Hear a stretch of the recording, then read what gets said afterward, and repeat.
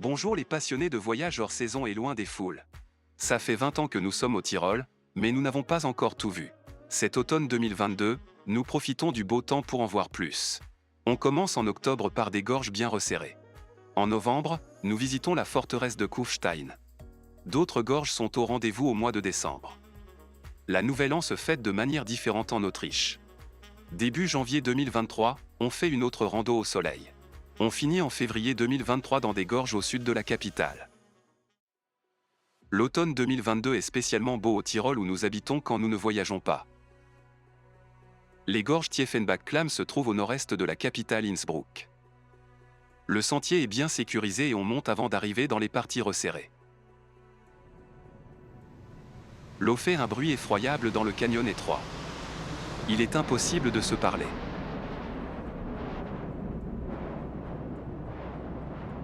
Le lieu est très connu des locaux et nous sommes heureux d'être ici hors saison et d'avoir le site presque pour nous seuls.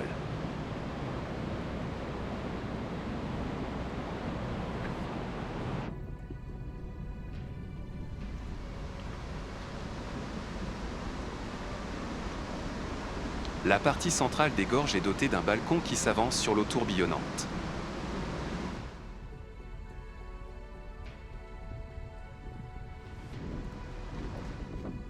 Il ne faut pas être sujet au vertige, même si tout est très bien sécurisé ici.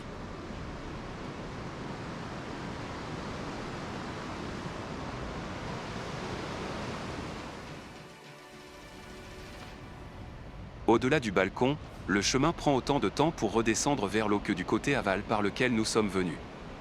Cela dure que le ruisseau se calme un peu.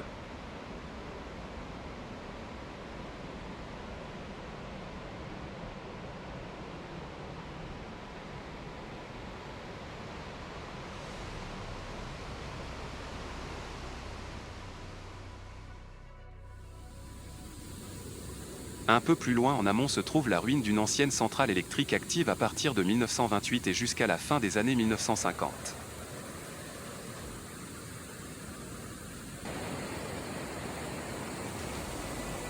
Un pont permet de traverser l'eau agitée.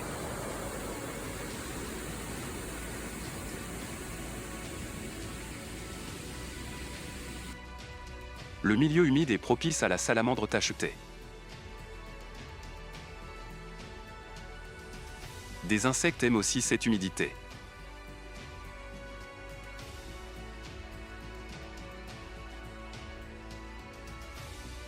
En dépit des constructions très solides, ces gorges restent dangereuses en temps de crue ou en cas d'inattention.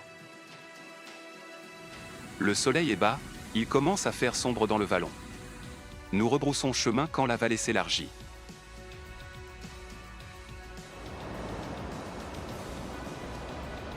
Plus loin en aval nous retrouvons le plein soleil car la vallée est bien orientée vers le sud-ouest.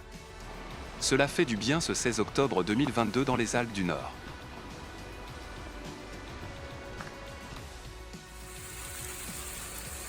Sur ce chemin, on passe des multiples petites cascades qui descendent des raides vallons latéraux. En automne, il y a bien plus d'eau qu'en été, cela rend le spectacle encore plus féerique. Nous sommes bien contents de cette excursion à moins d'1 heure de la maison.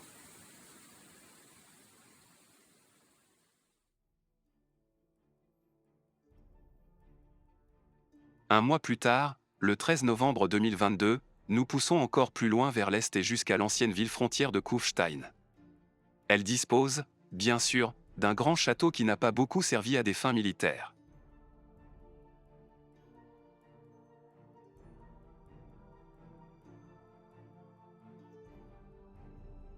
Ce panorama est pris après la visite, c'est pour cela que le soleil est déjà bas. Mais cela donne une bonne vue d'ensemble. Il faut traverser la rivière Inn pour arriver dans le centre avec le rocher du château. Nous sommes ici pour voir le château en premier lieu. Un funiculaire bien pentu permet de monter.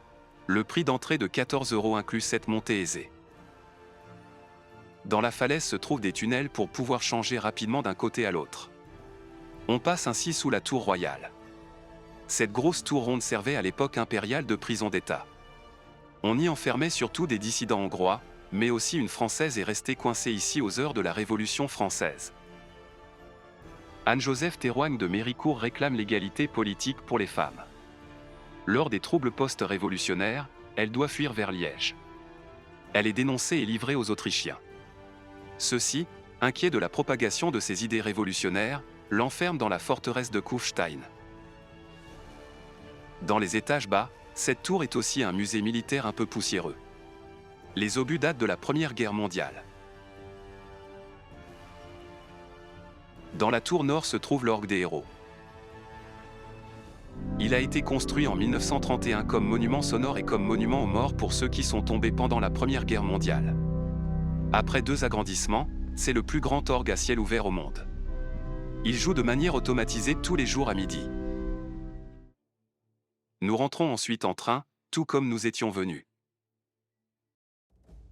Le 28 décembre 2022, nous inspectons les gorges de Zimmerbach-Klamm, c'est près de Telfs au nord-ouest de la capitale Innsbruck.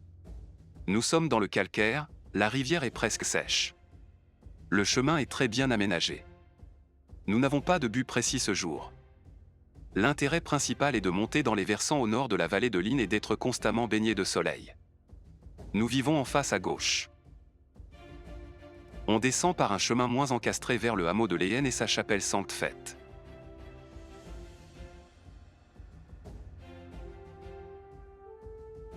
Ces prés sont encadrés par la chaîne montagneuse Mimingerkette et la grande montagne Omunde. On voit cette montagne très bien de l'autoroute dans la vallée. Cette séquence date d'avril 2024. Pour la Nouvelle An de 2023, nous louons un appartement avec des amis à Imst. C'est à l'ouest de la capitale Innsbruck. La Nouvelle An est fêtée brouillement en Autriche et dans les pays germanophones en général. On y gaspille des millions d'euros en feux d'artifice chinois et cela pollue massivement l'air de poussière toxique.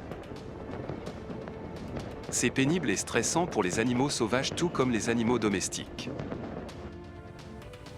Toute tentative d'interdire les feux d'artifice privés a échoué jusqu'à présent. C'est bien sûr aussi un risque pour les feux de forêt.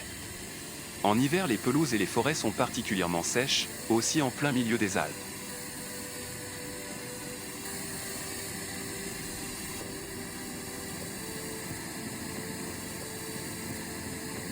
Le spectacle cesse heureusement assez vite. On veille bien sur tard. Le lendemain, le 1er janvier 2023, il faut dégourdir nos jambes. À défaut de pouvoir passer dans les gorges de la ville, nous en faisons le tour pour monter à la chapelle Saint-Laurent qui est très bien ensoleillée. Cette journée est très belle. La ville est déserte. L'air est frais, mais le soleil invite à faire une sieste dans les chaises longues.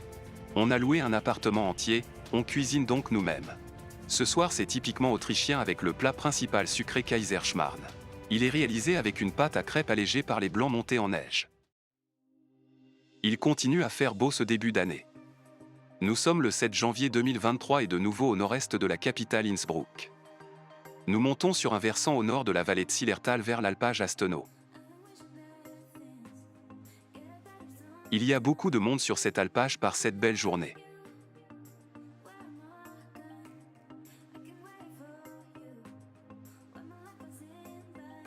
Nous avançons par un chemin moins emprunté vers l'ouest pour pouvoir jeter un coup d'œil dans la vallée encastrée du lac Akensee.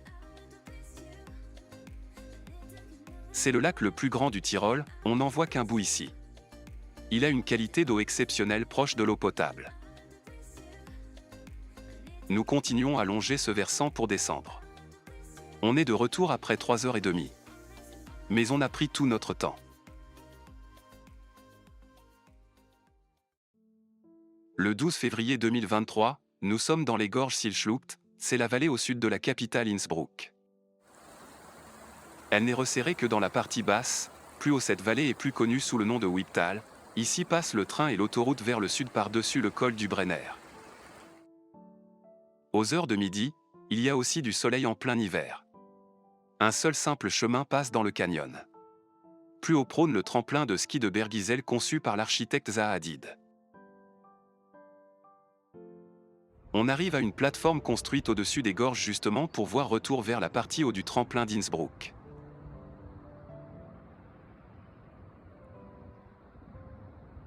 Ce n'est pas une erreur d'enregistrement, il y a vraiment 2 accès à la plateforme. En rentrant, nous passons en ville juste au-dessus des autoroutes bruyantes.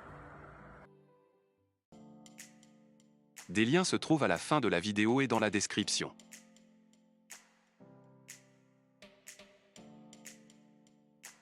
À bientôt sur Voyage hors saison.